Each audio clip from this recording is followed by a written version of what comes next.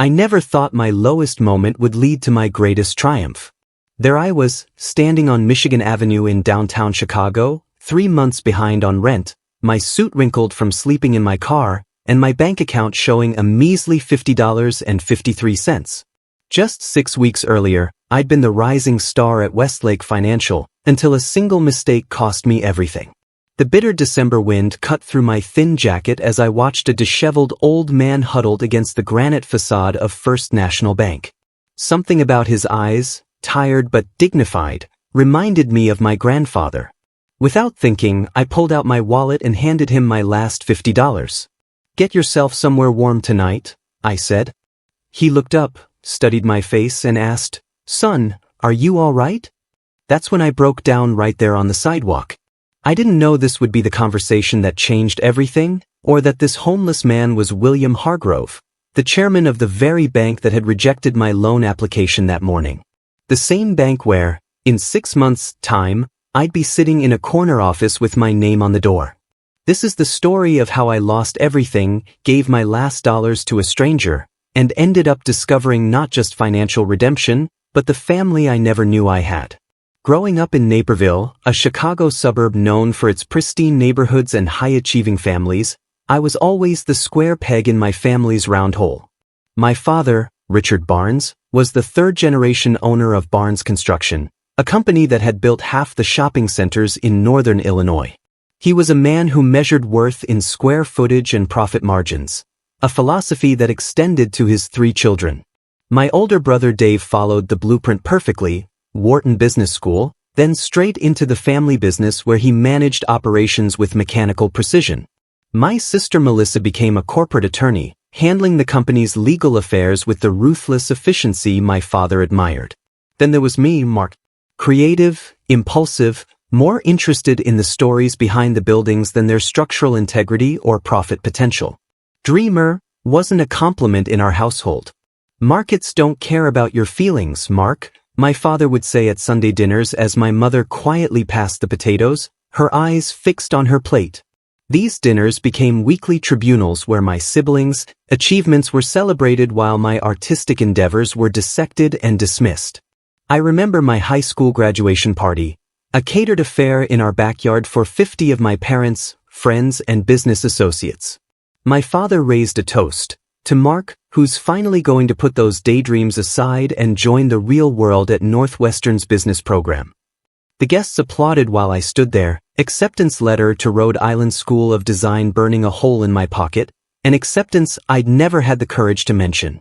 That night, I snuck out and drove to Lake Michigan, where I sat on the shore until dawn, finally calling my father's bluff. I enrolled at Northwestern, abandoning my design dreams to placate him. It was the first of many compromises that would eventually hollow me out. Despite my compliance, I never earned my place at the family table. Even after graduating with honors and landing a job at Westlake Financial instead of joining the family business, my father's disappointment was palpable. "Banking," he scoffed. "At least Dave builds something real." The ultimate humiliation came at my cousin's wedding in Lake Forest last year. My father was deep into his 3rd scotch when a business associate asked about his children. "Dave's expanding our commercial division," he beamed. "Melissa just made partner." When asked about me, he simply shrugged and said, "Mark's still figuring things out, despite my recent promotion to senior financial analyst." For years, I'd been planning the ultimate grand gesture, buying back my grandfather's original hardware store in downtown Naperville. It was where Barnes Construction began, sold off during a recession before I was born. My father had always expressed regret about losing that piece of family history. I'd been secretly saving for 5 years, negotiating with the current owner, planning to surprise my father on his 60th birthday with the deed, final proof that I was worthy of the Barnes name. What my family didn't know was that I'd discovered something while researching our family history for this grand gesture. A secret that would unravel the Barnes family mythology and explain why I'd always been the outsider. In a dusty county records archive, I'd found adoption papers with my name on them, dated 3 months after my birth. Hey, I'm curious, where are you watching this video from? Drop your location in the comments below. Is family expectation something you've struggled with too? Thanksgiving at the Barnes family estate had always been a production worthy of a reality TV show, but last year's was particularly extravagant. My father's 60th birthday fell on the same weekend, and my mother had transformed our already imposing colonial into a shrine to his accomplishments. The foyer displayed photos chronicling the evolution of Barnes construction, my grandfather with his first toolbox, the opening of their first office, my father shaking hands with the mayor at various ribbon cuttings, all carefully arranged to tell the story of a self-made dynasty. I arrived early to help my mother, finding her fussing over centerpieces in the dining room. She barely acknowledged me, too busy coordinating with the catering staff from Gibson's, my father's favorite Chicago steakhouse. The house smelled of cinnamon, polish, and anxiety. "Mark, finally," she sighed when she noticed me. "Your father's college roommates are coming. Please try to have something impressive to say when they ask what you're doing these days." By noon, relatives began arriving, aunts commenting on my single status, uncles discussing golf handicaps, cousins comparing vacation properties.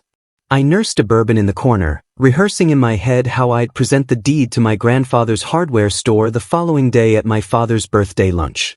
Dave arrived with his picture-perfect family, his wife Jennifer, a pediatric surgeon, and their 2 Harvard-bound teenagers. He clapped me on the shoulder. "How's the banking world treating you? Still pushing papers around?" His condescension was wrapped in just enough fraternal concern to make it impossible to challenge. Melissa swept in next with her new fiancé, a state senator's son. She kissed the air near my cheek. "You're looking comfortable, Mark," she said, eyeing my off-the-rack suit. Dinner was served at precisely 4 p.m. 22 people squeezed around my mother's antique mahogany table. My father sat at the head, carving the heritage turkey from a farm in Michigan that had cost more than my monthly car payment. "Before we eat," he announced, "I'd like to share some news." He smiled broadly. "Barnes Construction has just acquired Westlake Properties." My stomach dropped. Westlake Properties was the commercial real estate arm of Westlake Financial, my employer. "The deal closes Monday," my father continued, raising his glass. "To new beginnings." Everyone cheered while I sat frozen, forks suspended midair. No one at work had mentioned this acquisition. What did this mean for my job? My father's eyes found mine across the table. "Mark, this could be your chance to finally come work for the family business. We'll need someone to liaise with the financial division." The table went quiet, all eyes on me. It wasn't an offer, it was a public ambush, disguised as generosity. I'm happy where I am," I managed to say. My father's smile hardened. "Still chasing that corner office at Westlake? Don't you think it's time to contribute to your own family's legacy?" Before I could respond, my phone buzzed with a text from my boss. "Emergency all-hands meeting tomorrow morning. Acquisition announcement. Restructuring to follow." My mind raced. The restructuring would mean layoffs. My father had to know this when he made his announcement. Did he buy the company to force my hand? As if reading my thoughts, Dave leaned over. "Dad gave them your name as part of the redundancy list," he whispered. "He says it's time you came home. Thought you should know before you embarrass yourself defending that job." The cranberry sauce suddenly looked like blood spilled across my mother's white tablecloth. I excused myself and stepped onto the back porch, gasping in the cold November air. Through the window, I could see my family continuing their meal, unperturbed by my absence. My phone buzzed again, an email from the bank. My loan application to buy the hardware store had been rejected. Without that loan, my grand gesture was impossible. And now, it seemed I would soon be unemployed. I returned to the table just as my father was launching into the story he told every Thanksgiving, how he had saved the company during the 2008 recession through sheer grit and smarts. But this year he added a new flourish. "Of course, I had options other men don't have," he said, glancing my way. "Real Barnes blood comes with certain instincts for business." The adoption papers in my apartment suddenly felt like they were burning through my wallet. Did he know? Was he taunting me? As dessert was served, my father stood again. "I have one more announcement," he said. "Since I'm turning 60 tomorrow, your mother and I have updated our estate plans." He detailed changes to the family trust, the company succession, the distribution of properties. My name wasn't mentioned once. That's when I knew tomorrow's birthday lunch would no longer be about my grand gesture. It would be about the truth. Hey, if you're enjoying this story, please hit that subscribe button and like this video. We're trying to reach 1,000 subscribers, and your support makes a huge difference. My father's birthday lunch was held at the Capitol Grill in downtown Chicago, in a private room with floor-to-ceiling windows overlooking the river. 40 guests mingled, drinking top-shelf scotch and exchanging business cards. I arrived last, having spent the morning at the emergency meeting at Westlake Financial, where my suspicions were confirmed. The acquisition would eliminate my entire department. My position would be terminated, with a severance package so minimal it was clearly designed to push me toward Barnes Construction. I spotted my father holding court near the windows, backlit by the gray November sky, looking every inch the successful patriarch in his tailored suit. Nearby, Dave and Melissa flanked our mother like sentries, their expressions a united front of Barnes pride. "Mark," my father called out when he saw me. "I was just telling the Sullivans about your new position at Barnes Construction. Come join us." The presumption was so breathtaking I almost laughed. Instead, I approached, aware of eyes tracking my movement across the room. "Actually, Dad," I said, loud enough for nearby guests to hear, "I haven't accepted any position." His smile remained fixed, but his eyes hardened. "Don't be modest. We're all family here." "Are we?" The words escaped before I could reconsider. A waiter approached with champagne, and my father seized the opportunity to redirect. "Everyone, please take a glass. I'd like to propose a toast." Glasses were raised as he launched into a speech about legacy, family, and the future of Barnes Construction. He spoke of his father's humble beginnings, the sacrifices made, the Barnes determination that ran in the blood. With each word, I felt something crystallize within me, not courage exactly, but a clarity I'd never experienced before. When he finished, he turned to me. "Mark, as the youngest, would you like to say a few words?" It was a peace offering, a chance to publicly fall in line. For a moment, I considered it, taking the job, playing the part, finally earning my place. The hardware store deed in my pocket seemed to burn against my chest, a reminder of all I'd tried to be for this family. Instead, I set my untouched champagne on a nearby table and pulled out the manila envelope I'd brought. "I'd like to share something with everyone," I said, my voice steadier than I felt. "I found these documents while researching our family history." My mother's face drained of color. She knew. "Mark," my father warned, "this isn't the time or place." "When is the time, Dad?" "After another 30 years of trying to prove I'm a real Barnes." I opened the envelope and held up the adoption papers. I found these in the county records, dated 3 months after my birth. The room went silent. Dave and Melissa exchanged confused glances. "I always wondered why I didn't fit the Barnes mold," I continued. "Why nothing I did was ever enough. Now I know, I was never supposed to be enough, was I? Just the backup plan when you thought you couldn't have more biological children." My father's face had turned to stone. "You're making a scene." "I'm telling the truth. Something this family doesn't seem familiar with." I turned to the stunned room. Yesterday, my father bought my employer just to eliminate my job and force me back under his control. Today, he updated his will to all but exclude me. For 30 years, I've tried to earn a place in a family that never intended to give me one. My mother stepped forward, tears in her eyes.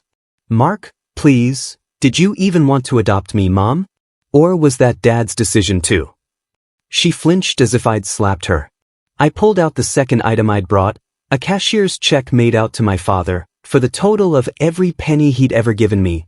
College tuition, graduation gifts, birthday checks. I'd emptied my savings account that morning. "Consider my debt paid," I said, placing it on the table. "I release you from any obligation to me, and myself from any obligation to you." I turned to leave, but my father's voice stopped me.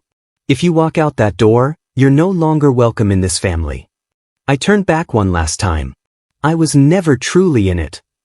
The room blurred as I walked out, past shocked family friends, business associates, and relatives. The last thing I heard was my sister calling my name, but I didn't stop. Outside, the November wind cut through my suit as I walked aimlessly along the river, the magnitude of what I'd done slowly sinking in. I had no job, no family, and now, thanks to the cashier's check, almost no savings. The hardware store deed remained in my pocket, a dream I could no longer afford to realize. The weeks following my dramatic exit became a blur of unanswered calls and mounting bills. My phone buzzed constantly with messages from extended family, some expressing shock, others awkward solidarity, most just fishing for gossip. Melissa called daily until I finally answered, only to hear her diplomatic plea to talk things through with Dad. Dave sent a single text, "You've always had a flair for the dramatic. Call when you're ready to apologize." My mother's voicemails were the hardest to ignore, her voice small and uncertain in a way I'd never heard before. "Mark, please. There's more to the story than those papers show." But I wasn't ready to hear it. Meanwhile, my professional life imploded with breathtaking efficiency. The Westlake restructuring accelerated, and my severance package barely covered December's rent. Job interviews mysteriously dried up once potential employers heard my last name. In Chicago's incestuous business world, crossing Richard Barnes had consequences. By mid-December, I was living out of my car, showering at a gym, and rationing what remained of my funds. The hardware store deed became both talisman and torment. I couldn't afford to develop it, couldn't bear to sell it, couldn't even look at it without feeling the weight of my failure. That fateful day on Michigan Avenue, the day I gave my last $50 to William Hargrove, though I didn't know his identity then, changed everything. After my breakdown on the sidewalk, he suggested we get coffee at a nearby diner.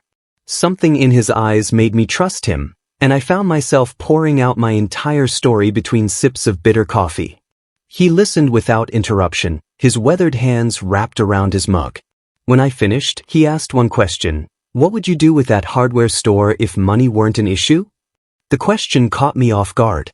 I'd been so focused on the gesture of giving it to my father that I'd never considered any alternative. "I'd restore it," I said slowly, the idea forming as I spoke. Not just as a hardware store, but as a community workshop. A place where people could learn trades, use tools they can't afford to buy, get guidance on home projects. The kind of place my grandfather would have built if he'd had the chance. Hargrove nodded, seeming satisfied. "Come to First National tomorrow at 10 a.m. Third floor, ask for William Hargrove." I almost laughed. "Sir, I appreciate the thought, but I've been rejected by every bank in Chicago." He slid a business card across the table. Humor in old man. The card read, "William Hargrove, Chairman, First National Bank of Chicago." I looked up in disbelief, certain I was being pranked, but his eyes held no mockery. "Why were you sitting on the street?" he finished. "Annual tradition. One day a year, I spend 12 hours as invisibly as possible. Keeps me honest about who we serve and how we serve them." He stood, dropping a 20 on the table. "Tomorrow 10 a.m. The next morning, freshly showered but wearing my increasingly rumpled suit, I entered First National's imposing marble lobby. To my shock, I was immediately escorted to the executive floor, where Hargrove greeted me like an expected guest. What followed was not the loan application I expected, but a conversation about vision, community impact, and sustainable business models. By noon, I had not only financing for the hardware store renovation but a blueprint for Barnes Community Builders, a social enterprise combining retail, education, and community development. "Why are you doing this?" I asked as we concluded. "Because $50 was everything you had, yet you gave it away," he said simply. "That's someone I want to invest in." As I left his office, my phone buzzed with a text from an unknown number. "This is Janet Wells. I was your birth mother's best friend. We need to talk." 2 days later, I sat across from Janet in a quiet cafe in Evanston. She was in her 60s, with kind eyes and hands that nervously twisted her napkin. "Catherine, your birth mother, and I were roommates at Northwestern," she began. She was brilliant, studying architectural design when few women did. She met Richard Barnes at a university function.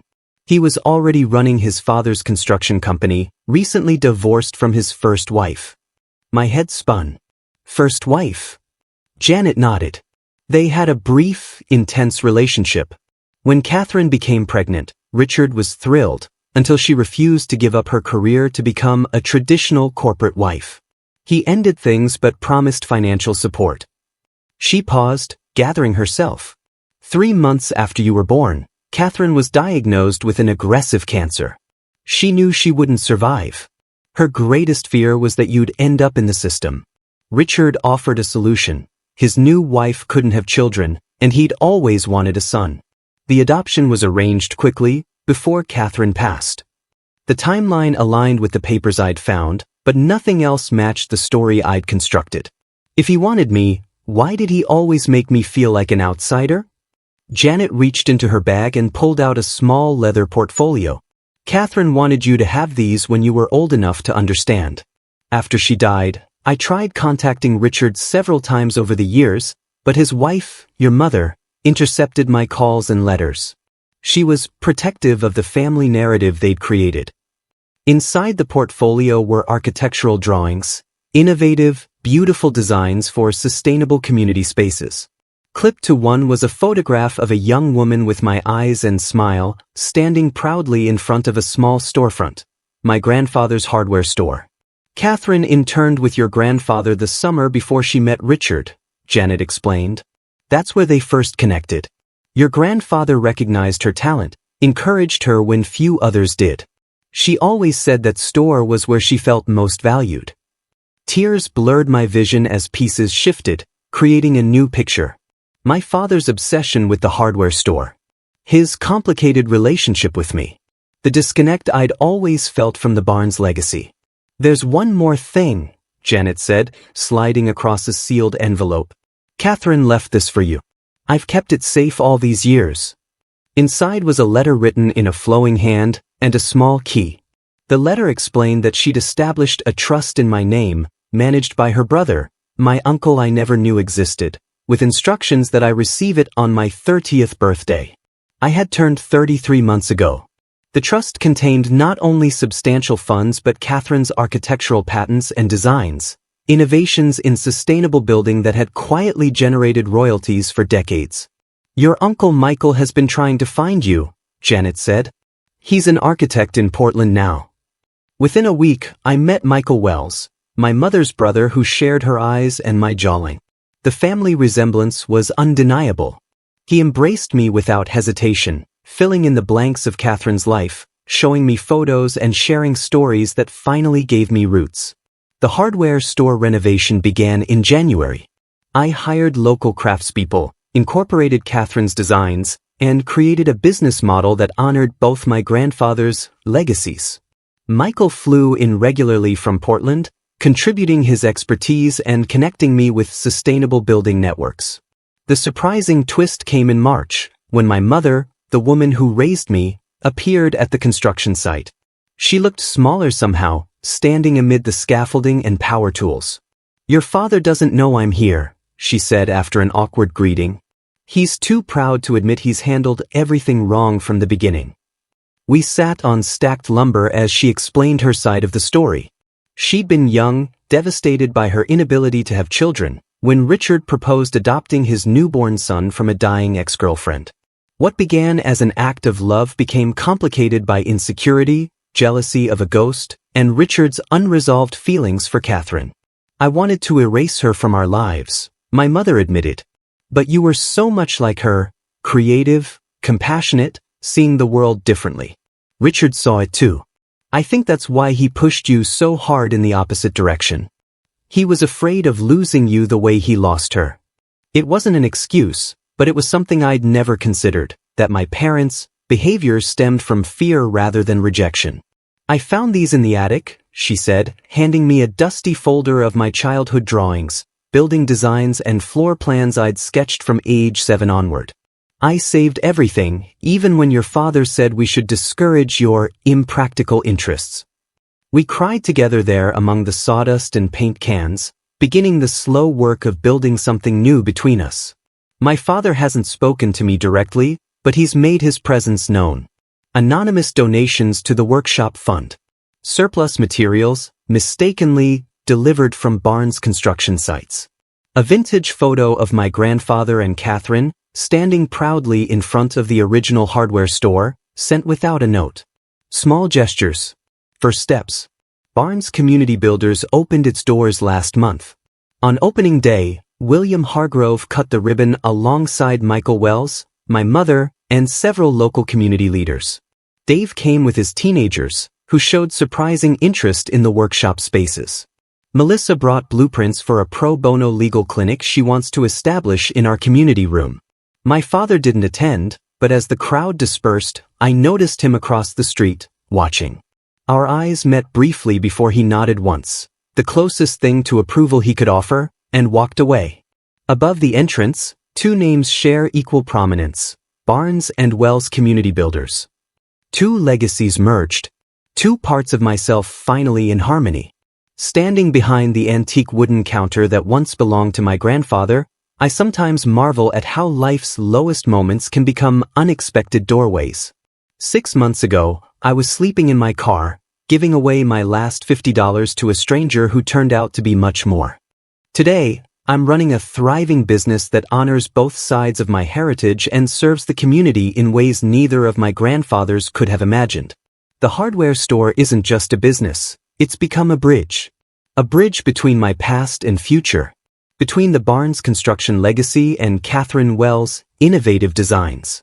Between a community's needs and its untapped potential. Last week, my father came in for the first time. He didn't say much, just wandered through the workshop where teenagers were learning basic carpentry, past the design studio where Catherine's blueprints hang alongside my own adaptations. Before leaving, he ran his hand along the restored counter and said, "Your grandfather would have approved." I'm not sure which grandfather he meant. Perhaps both.